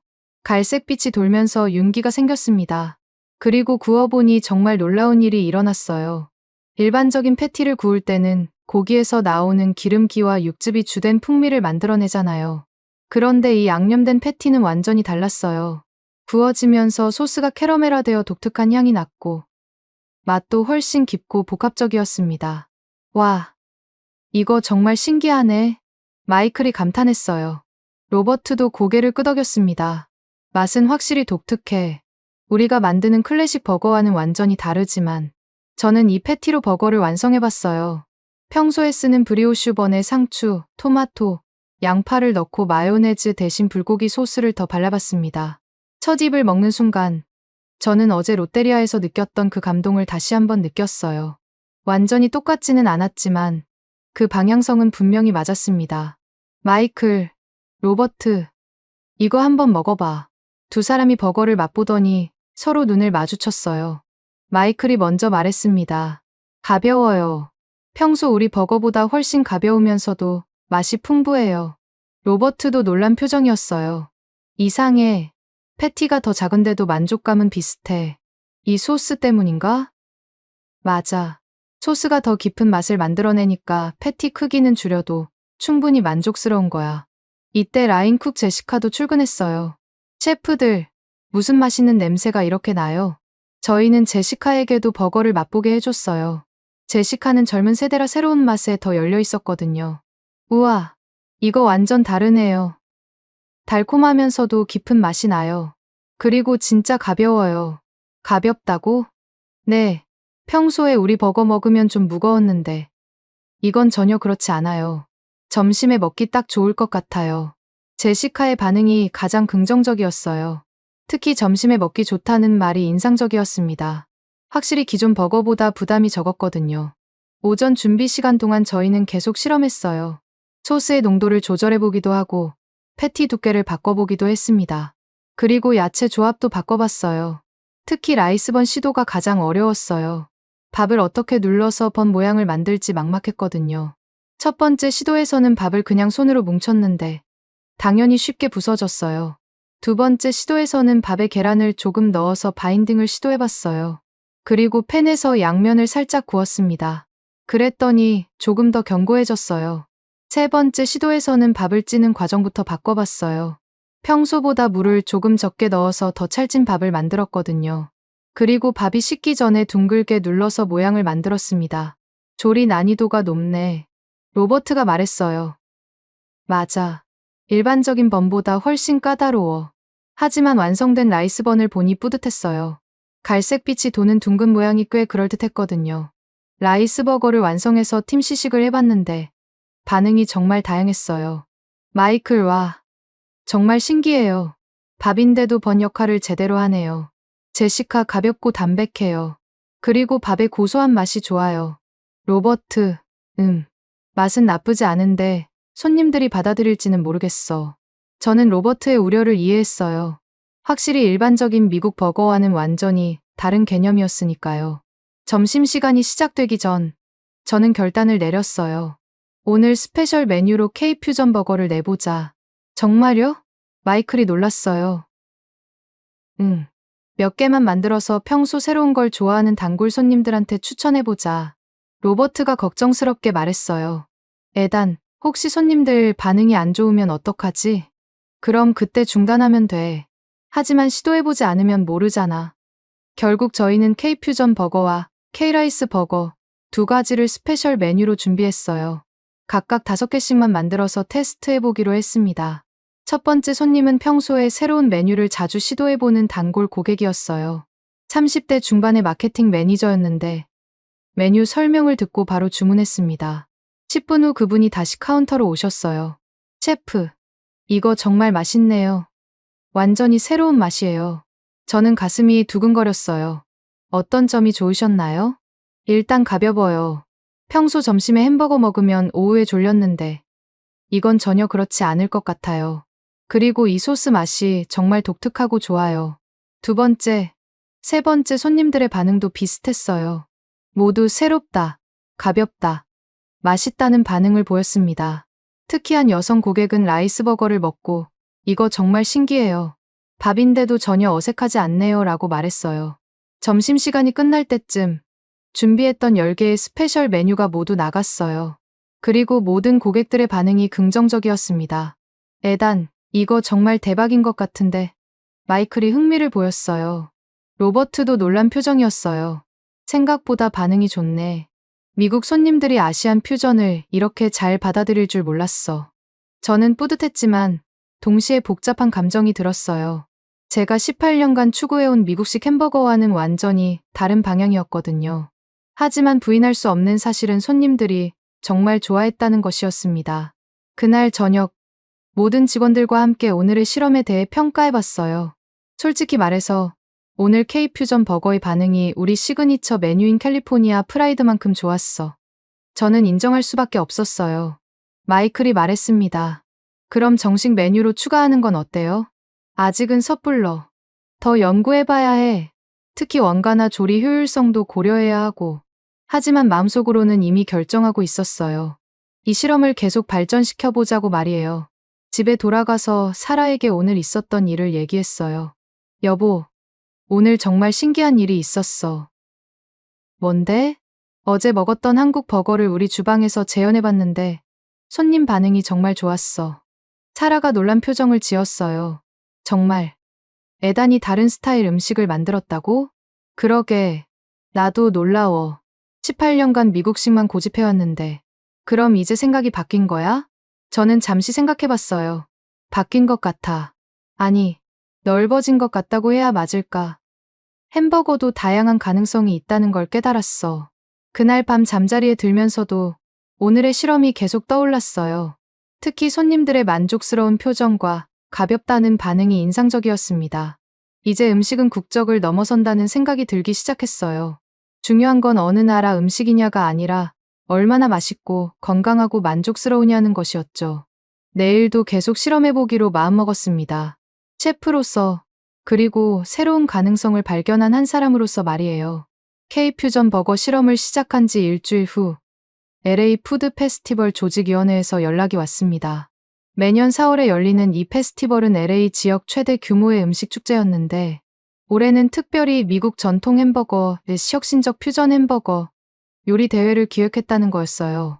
조직위원회 담당자인 제니퍼가 전화해서 설명했습니다. 에단 셰프님, 올해 페스티벌의 하이라이트 이벤트에 참가해주세요. 미국 전통 버거 분야에서 최고 실력자 중 한 분이시니까요. 어떤 대회인가요? LA 지역 유명 셰프들이 직접 요리해서 경쟁하는 거예요. 전통 햄버거 부문과 퓨전 햄버거 부문으로 나뉘어져 있고 일반 관람객들과 전문 심사위원들이 함께 평가합니다. 제 가슴이 뛰기 시작했어요. 롯데리아에서 영감을 얻은 K-퓨전 버거를 선보일 기회가 될 수도 있겠다는 생각이 들었거든요. 참가비나 준비물은 어떻게 되나요? 참가비는 없고 재료는 모두 주최 측에서 준비해드려요. 2시간 동안 3가지 버거를 만들어서 제출하시면 됩니다. 알겠습니다. 참가하겠어요. 페스티벌 당일 그리페스 공원은 말 그대로 인산이네였어요.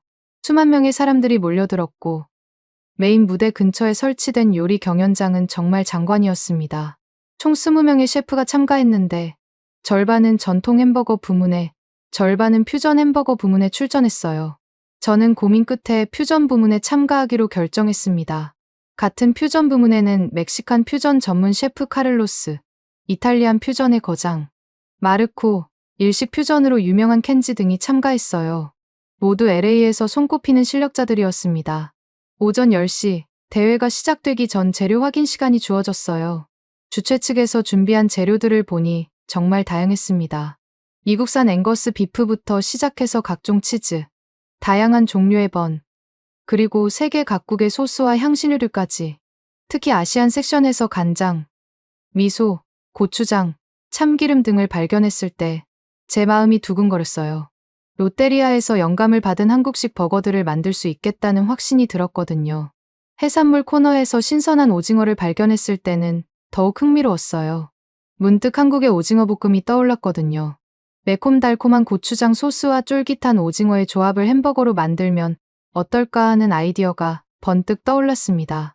11시 정각, 경연이 시작되었습니다. 시작! 하는 신호와 함께 20명의 셰프들이 일제히 움직이기 시작했어요.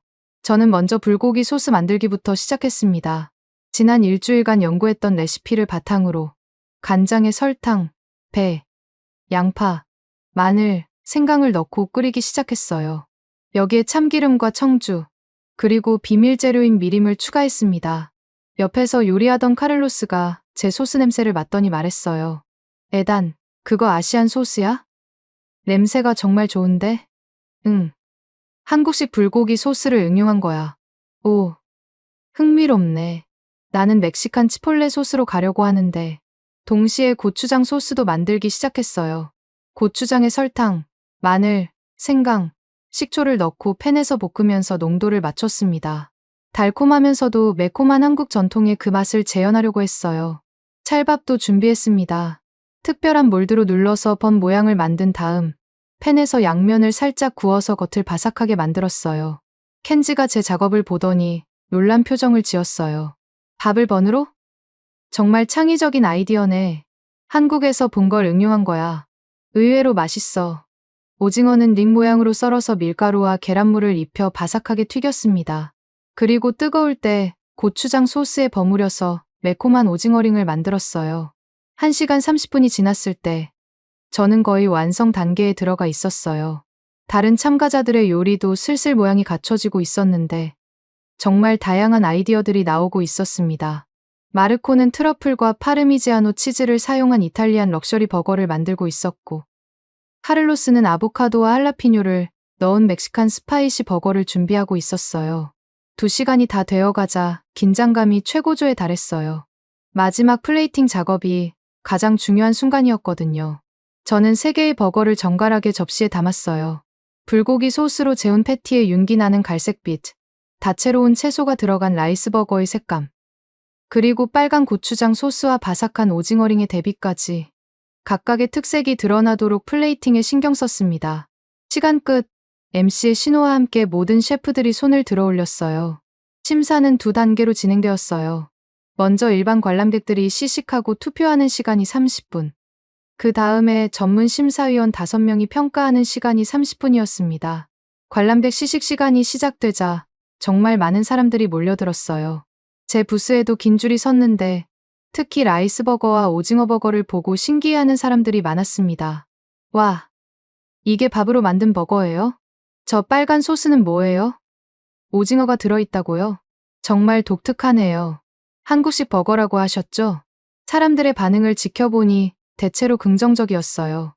특히 불고기 버거의 달콤 짭짤한 맛에 놀라는 사람들이 많았고, 라이스버거의 참신함에 감탄하는 사람들도 있었습니다. 하지만 가장 폭발적인 반응을 보인 건 스파이시 오징어 버거였어요. 이거 진짜 맛있어요. 매콤하면서도 달콤하고 오징어가 이렇게 바삭해요. 고추장 소스가 정말 독특하네요. 처음 먹어보는 맛인데 중독적이에요. 이런 조합은 처음이에요. 정말 창의적이네요. 30분의 관람객 투표 시간이 끝나고 이제 전문 심사위원들의 평가가 시작되었어요. 심사위원은 LA타임스 음식 평론가, 미슐랭 스타 셰프 2명, 그리고 푸드 네트워크 프로듀서, 요리학교 원장 등 5명이었습니다. 심사위원들이 제 버거들을 하나씩 시식하는 모습을 긴장하며 지켜봤어요. 미슐랭 스타 셰프 중 한 명이 불고기 버거를 먹고 고개를 끄덕였어요. 소스가 정말 복합적이고 깊은 맛이 나네요. 단순한 바비큐 소스와는 차원이 달라요. LA타임스 평론가는 라이스버거를 먹고 놀란 표정을 지었습니다. 밥을 번으로 사용한다는 발상이 정말 혁신적이에요. 그런데 단순히 독특한 게 아니라 실제로 맛도 좋고 식감도 훌륭하네요. 하지만 가장 큰 반응을 보인 건 스파이시 오징어 버거를 먹을 때였어요. 푸드 네트워크 프로듀서가 한 입 먹고 눈을 크게 떴습니다. 이거 정말 놀라워요. 고추장의 매콤달콤함과 오징어의 쫄깃함이 이렇게 잘 어울릴 줄 몰랐어요. 요리학교 원장도 감탄했어요. 해산물을 햄버거에 이렇게 창의적으로 활용한 건 처음 봐요. 그리고 한국 전통 소스를 이렇게 응용하다니. 정말 뛰어난 퓨전이에요. 미슐랭 셰프가 마지막으로 총평을 했습니다. 세 버거 모두 각각의 매력이 뚜렷해요. 특히 한국 전통 맛을 햄버거라는 형태로 성공적으로 재해석한 점이 인상적입니다. 이런 것이 진정한 퓨전 요리라고 생각해요. 심사가 끝나고 30분 후 결과 발표 시간이 되었어요. MC가 무대에 올라서서 말했습니다. 관람객 투표와 전문 심사위원 점수를 합산한 결과 올해 LA 푸드 페스티벌 퓨전 햄버거 부문 우승자는 에단 로버츠 셰프입니다. 저는 정말 믿을 수 없었어요. 18년간 미국식 전통 버거만 만들어 오던 제가 한국식에서 영감을 받은 퓨전 버거로 우승을 한 거예요. 시상식에서 저는 트로피를 받으며 소감을 말해야 했는데 정말 복잡한 심경이었어요. 이번 대회를 통해 정말 많은 걸 배웠습니다.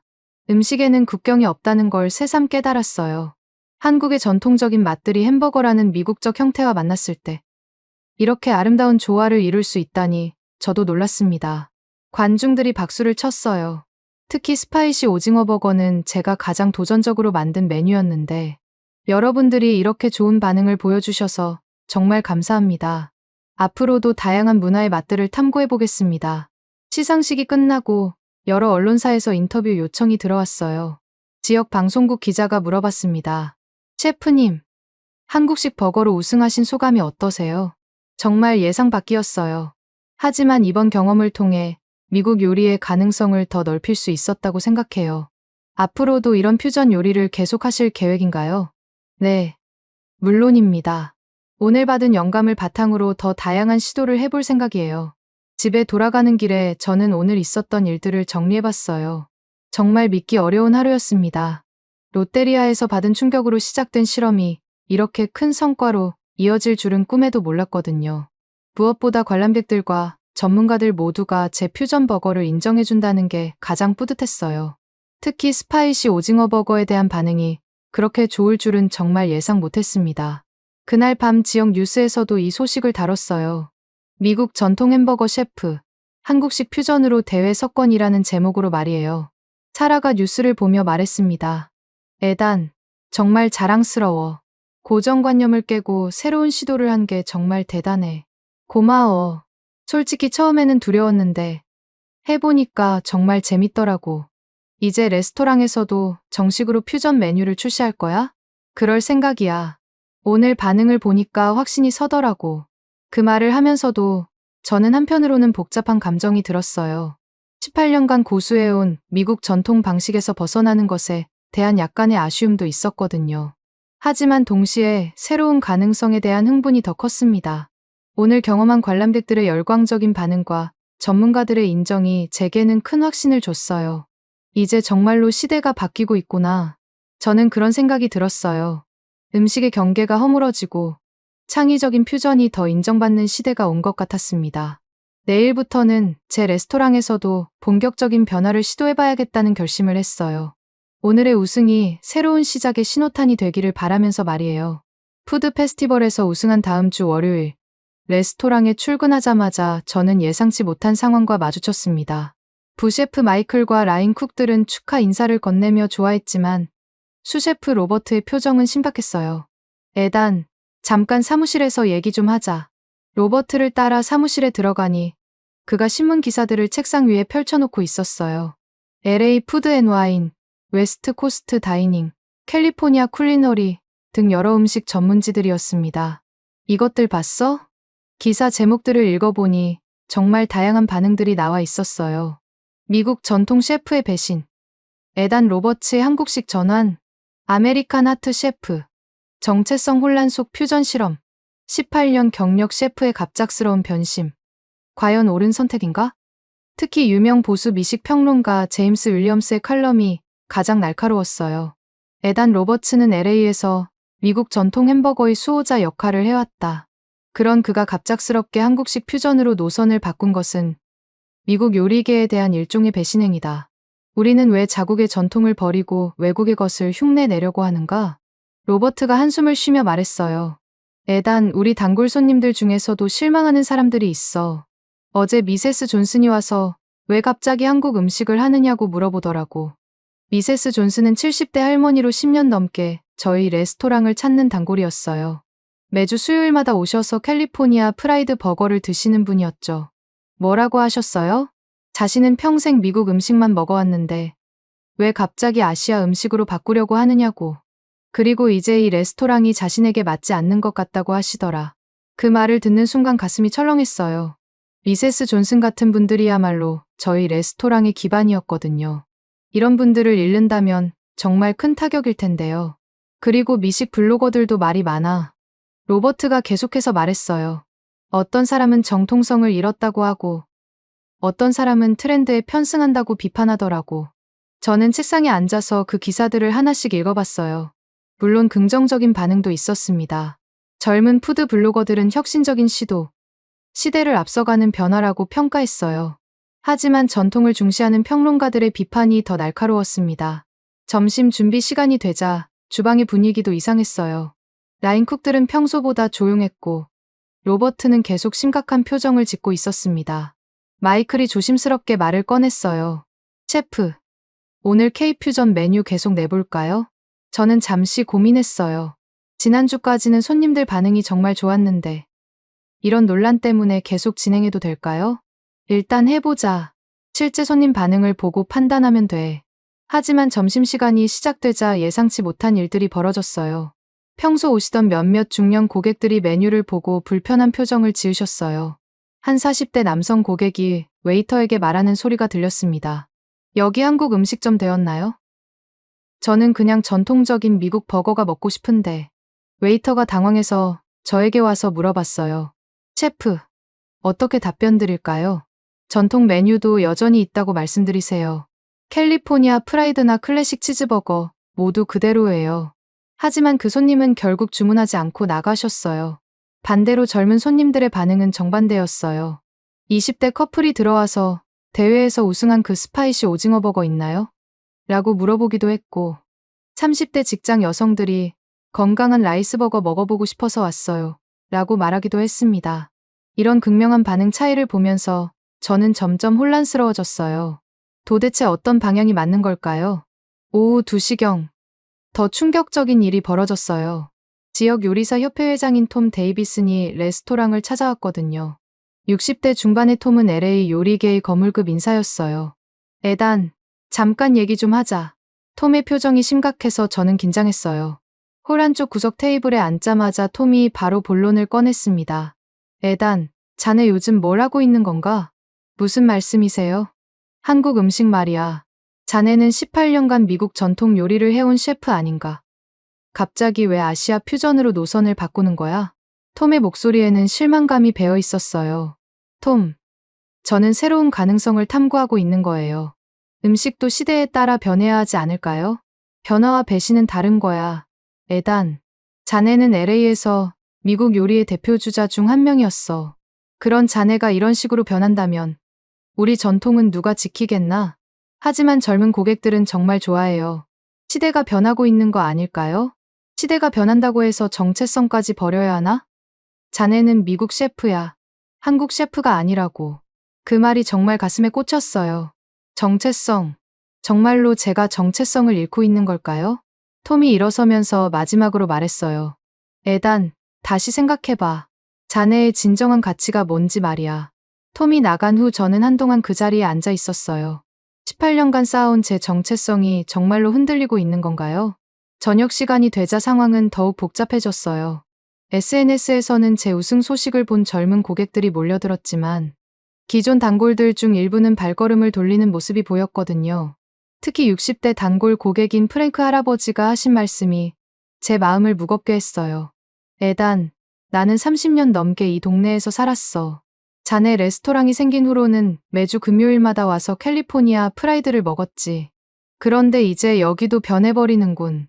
프랭크, 전통 메뉴는 여전히 있어요. 제가 만드는 방식도 똑같고요. 하지만 분위기가 달라졌어. 이제 이곳이 내가 아는 그 아메리칸 하트가 아닌 것 같아. 그날 밤 집에 돌아가서 사라와 이 문제에 대해 진지하게 대화했어요. 여보, 정말 모르겠어. 내가 옳은 일을 하고 있는 건지. 어떤 점이 가장 고민이야? 정체성이야. 18년간 나는 미국 셰프였어. 미국 전통 요리를 사랑하고 그걸 발전시키는 게 내 사명이라고 생각했거든. 그런데 지금은 내가 누군지 모르겠어. 사라가 제 손을 잡았어요.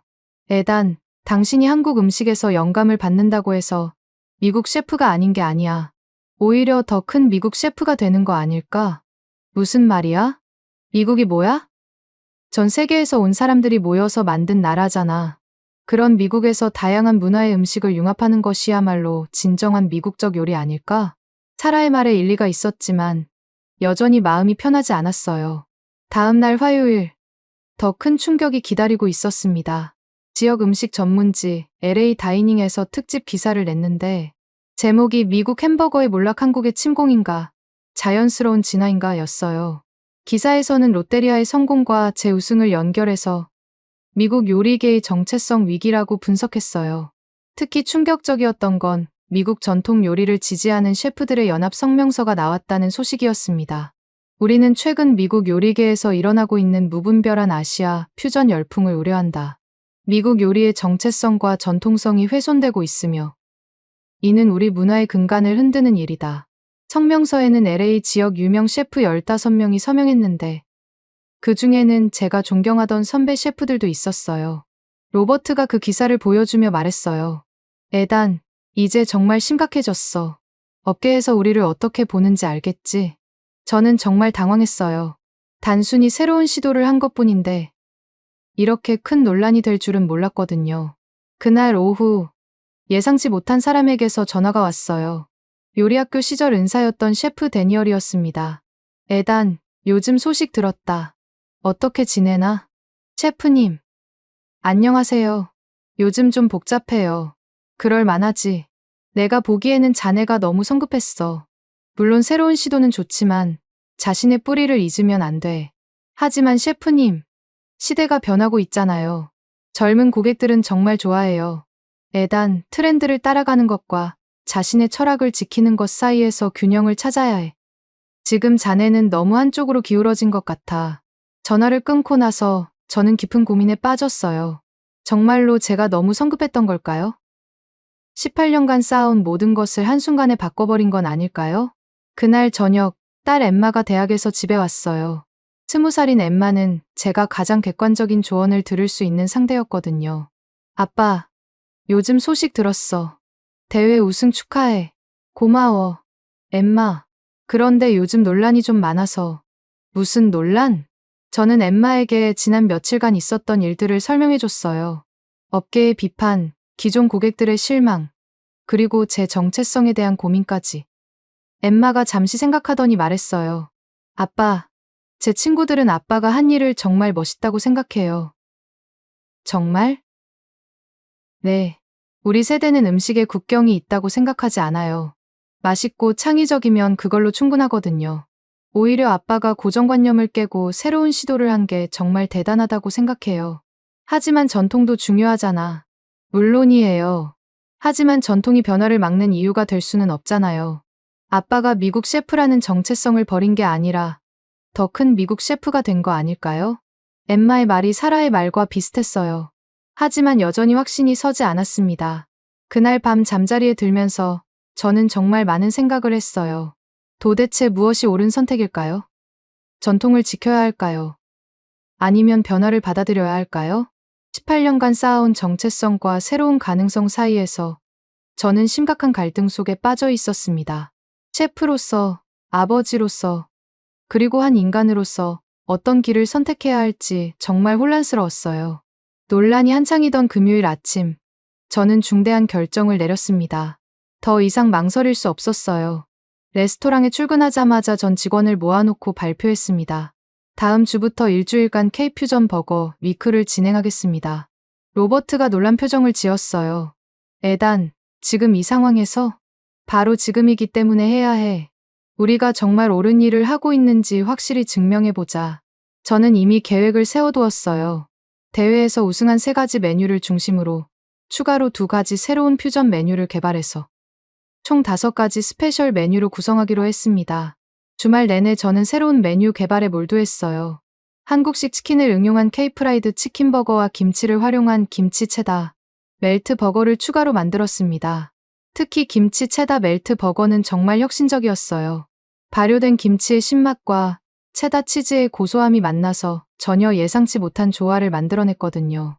월요일 아침, K퓨전 버거 위크 첫날이 시작되었습니다. 저는 일부러 지역 언론사들의 보도자료를 보냈어요. 논란 속 에단 로버츠 셰프, 과감한 도전장 던져라는 제목으로 기사가 나갔죠. 오픈 시간이 되자마자 예상치 못한 일이 벌어졌어요. 문 앞에 긴 줄이 서 있었거든요. 대부분 20에 30대 젊은 고객들이었지만 몇몇 중년 고객들도 보였어요. 첫 번째 주문은 30대 커플이었는데 남자분이 말했어요. 셰프님, 논란이 많다고 들었는데 직접 와서 먹어보고 싶었어요. 2시간 만에 준비했던 점심용 퓨전 버거 50개가 모두 나갔어요. 그리고 놀라운 건 고객들의 반응이었습니다. 이거 정말 맛있어요. 김치와 치즈가 이렇게 잘 어울릴 줄 몰랐어요. K프라이드 치킨버거 소스가 정말 독특하네요. 달콤하면서도 매콤해요. 이런 게 진짜 퓨전 음식이구나 싶어요. 하지만 모든 반응이 좋았던 건 아니에요. 한 50대 남성은 김치 멜트 버거를 한 입 먹고 얼굴을 찌푸리며 나가기도 했습니다. 화요일에는 더욱 극적인 일이 벌어졌어요. 아침에 출근하니 레스토랑 앞에 피켓을 든 사람들이 모여 있었거든요. 미국 전통 음식을 지키자. 정체성을 잃은 셰프는 떠나라. 여긴 미국이다. 한국이 아니야. 정말 충격적이었어요. 이런 시위까지 벌어질 줄은 꿈에도 몰랐거든요. 하지만 동시에 반대편에서는 더 많은 지지자들이 몰려들었어요. 젊은 고객들뿐만 아니라 의외로 많은 중장년층도 있었습니다. 한 40대 여성이 말했어요. 셰프님, 저는 셰프님을 지지해요. 음식에 왜 국경이 있어야 해요? 맛있으면 되는 거 아닌가요? 60대 한국계 미국인 할아버지도 오셨어요. 젊은 셰프, 고맙소. 내 고향 맛을 이렇게 멋지게 표현해주다니. 오후에는 더욱 놀라운 일이 있었어요. LA 타임스 메인 푸드 에디터인 수잔 첸이 직접 레스토랑을 찾아왔거든요. 에단 셰프, 저는 오늘 이 모든 메뉴를 다 먹어보고 싶어요. 수잔은 정말로 5가지 퓨전 버거를 모두 주문했어요. 그리고 한 입씩 천천히 음미하며 메모를 했습니다. 30분 후 그녀가 저를 불렀어요. 셰프, 잠깐 인터뷰 시간을 가져도 될까요? 물론입니다. 솔직히 말하면 저도 처음에는 회의적이었어요. 하지만 실제로 먹어보니 생각이 바뀌었습니다. 이건 단순한 트렌드 따라하기가 아니라 진정한 혁신이에요. 감사합니다. 특히 김치 체다 멜트는 정말 놀라웠어요. 발효 음식의 복합적인 맛과 미국 치즈의 단순한 맛이 이렇게 조화를 이룰 수 있다니. 이런 게 바로 미국다운 퓨전 아닐까요?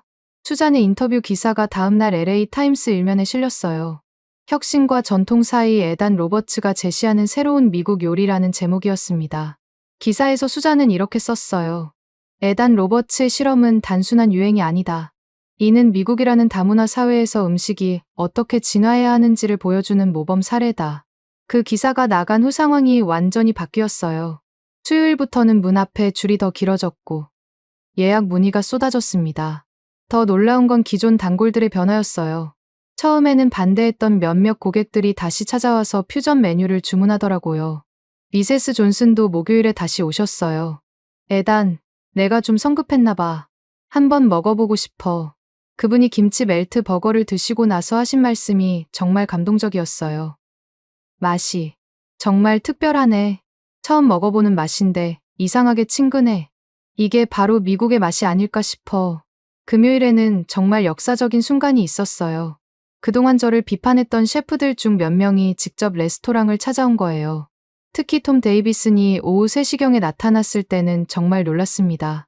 에단, 내가 직접 먹어보고 판단하려고 왔다. 톰은 불고기 버거와 스파이시 오징어 버거를 주문했어요. 그리고 정말 진지하게 먹더니 한참 후에 말했습니다. 에단, 내가 틀렸다. 이건 정말 뛰어난 요리야. 톰, 특히 이 불고기 소스는 정말 복잡하고 깊은 맛이 나. 우리가 만드는 어떤 소스보다도 정교해. 그리고 이 오징어 버거. 이런 창의성은 어디서 나오는 거야? 톰의 인정을 받는 순간, 저는 정말 가슴이 뜨거워졌어요. 주말이 되자 상황은 더욱 극적으로 변했어요. 토요일 저녁, 레스토랑이 만석이 되었는데 놀랍게도 80%가 퓨전 메뉴를 주문했어요. 더욱 감동적이었던 건 한 가족의 이야기였어요. 할아버지, 아버지, 그리고 10대 아들 3대가 함께 온 거였어요. 할아버지는 전통 캘리포니아 프라이드를, 아버지는 불고기 버거를, 아들은 스파이시 오징어 버거를 주문했습니다. 식사 후 할아버지가 저에게 오셔서 말씀하셨어요. 셰프, 우리 가족이 각자 다른 걸 먹으면서도 모두 만족할 수 있는 곳은 여기가 처음이야. 이게 바로 미국의 모습 아닌가 싶어. 일요일 밤, K-퓨전 버거 위크가 마무리되었어요. 일주일간의 매출이 평소보다 40% 증가했고, 신규 고객이 60%를 차지했습니다. 무엇보다 놀라운 건 고객 만족도였어요. 온라인 리뷰 평균이 4.8점으로 역대 최고치를 기록했거든요. 정말 혁신적이에요. 이런 맛 처음이에요. 미국과 한국이 만나서 이런 아름다운 조화를 만들어내다니. 앞으로 자주 올 것 같아요. 다른 메뉴도 궁금해요. 월요일 아침, 저는 전 직원을 모아놓고 중요한 발표를 했어요. K-퓨전 버거를 정식 메뉴로 추가하겠습니다. 그리고 매월 새로운 퓨전 메뉴를 개발해서 선보이겠어요. 직원들이 박수를 쳤어요. 로버트도 이제는 완전히 마음을 바꾼 것 같았어요. 에단, 내가 잘못 생각했어. 이게 바로 미래야. 그날 오후, 지역 방송국에서 인터뷰 요청이 들어왔어요. 메인 뉴스 시간에 제 이야기를 다루고 싶다는 거였어요. 카메라 앞에서 저는 지난 한 달간의 여정을 정리해서 말했습니다. 한국식 햄버거는 미국 햄버거를 위협하는 것이 아닙니다. 오히려 미국 햄버거의 가능성을 보여주는 거예요. 미국이 가진 가장 큰 장점은 다양성 아닙니까? 앞으로도 이런 퓨전 요리를 계속하실 건가요? 네. 하지만 전통도 잊지 않을 겁니다. 저는 여전히 미국 셰프고 미국 요리를 사랑해요. 다만 그 범위가 더 넓어졌을 뿐이죠. 인터뷰가 방송된 후 더욱 많은 관심이 쏟아졌어요. 다른 도시의 레스토랑들에서 컨설팅 요청이 들어오기도 했고 요리책 출간 제안도 받았습니다. 그날 밤 집에서 가족과 저녁을 먹으면서 저는 감회가 새로웠어요. 사라가 말했어요. 에단, 정말 자랑스러워. 고정관념을 깨고 새로운 길을 개척한 게. 엠마도 거들었어요. 아빠, 제 친구들이 아빠를 정말 멋있다고 해요. Your dad is so cool 이래요. 저는 웃으면서 대답했어요. 이제 LA가 한국인지 미국인지 모르겠다. 하지만 맛있고 건강하다면 그게 답이야. 마지막 한마디를 하면서 저는 정말 확신했어요. 이제 제 음식은 미국도 한국도 아닌 새로운 우리 음식이 되었다고. 창밖으로 보이는 LA의 야경을 바라보며 저는 생각했습니다. 이 도시만큼이나 다양하고 역동적인 음식을 만들어가는 것. 그것이 바로 제가 찾은 새로운 정체성이었어요. 한 달 전만 해도 햄버거는 미국의 심장이라고 생각했던 제가 이제는 음식은 세계의 언어라고 믿게 되었습니다. 그리고 그 언어를 통해 더 많은 사람들과 소통할 수 있게 되었다는 것이 정말 행복했어요. 앞으로 어떤 새로운 도전이 기다리고 있을지 모르지만 저는 더 이상 두렵지 않았습니다.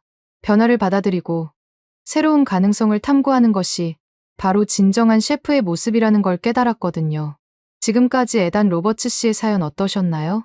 42세, 18년 경력의 베테랑 셰프가 자신이 평생 믿어왔던 햄버거는 미국의 심장이라는 신념에서 시작해서 롯데리아 플러턴점에서의 그 충격적인 첫 경험을 거쳐 결국 음식은 세계의 언어라는 새로운 깨달음에 이르기까지. 이 여정이 단순히 한 셰프의 메뉴 변화 이야기가 아니라는 걸 우리 모두 느꼈을 겁니다. 에단 씨가 처음 라이스버거를 보고 밥으로 햄버거? 미친 거 아니야? 라고 했던 그 순간부터 마지막에 이제 우리 음식이라고 말하는 그 순간까지. 그 사이에는 정말 많은 것들이 있었죠. 자존심과 호기심 사이에서의 갈등, 전통과 혁신 사이에서의 고민, 그리고 무엇보다 나는 누구인가라는 정체성에 대한 근본적인 질문들. 아마 우리 시청자 여러분들도 살아가시면서 한 번쯤은 경험해 보셨을 겁니다. 변화 앞에서 두려워하고 새로운 것을 받아들이기 어려워하고 그러면서도 한편으로는 호기심을 느끼는 그런 복잡한 마음들 말이에요. 특히 60대 할머니께서 40년 만에 이 맛을 미국에서 다시 볼 줄 몰랐어 라고 하시던 그 장면이나 미세스 존슨이 처음엔 실망하셨다가 나중에 이게 바로 미국의 맛이 아닐까라고 말씀하시던 순간들. 이런 장면들이 우리에게 말해주는 건 결국 음식이라는 게 단순히 배를 채우는 것 이상의 의미를 가진다는 거겠죠? 추억이고, 문화고, 소통이고, 그리고 사랑이라는 것. 에단 씨가 마지막에 앞으로 어떤 새로운 도전이 기다리고 있을지 모르지만 더 이상 두렵지 않다고 하셨는데 이 말씀이 참 인상적이었어요. 변화를 두려워하지 않고 받아들이는 용기, 고정관념을 깨고 새로운 시도를 하는 열린 마음, 그리고 무엇보다 나다움을 잃지 않으면서도 더 큰 나로 성장할 수 있다는 희망. 이런 것들이 비단 요리에만 적용되는 이야기가 아니라 우리 모두의 삶에 적용될 수 있는 소중한 교훈이 아닐까 싶습니다. 오늘 에단 로버츠 씨의 이야기를 들으시면서 혹시 여러분도 마음 한구석에서 변화에 대한 용기, 새로운 도전에 대한 의지가 조금씩 자라나고 계시지는 않으신가요? 그렇다면 오늘 이 이야기가 여러분께 작은 선물이 되었을 것 같아서 저도 정말 기쁩니다. 여러분, 오늘도 따뜻한 하루 되시길 바랍니다. 여러분들의 생각을 댓글로 남겨주세요. 여러분의 관심이 더 좋은 콘텐츠를 만드는 원동력이 됩니다. 감동을 향한 여정, 감동여행이었습니다. 감사합니다.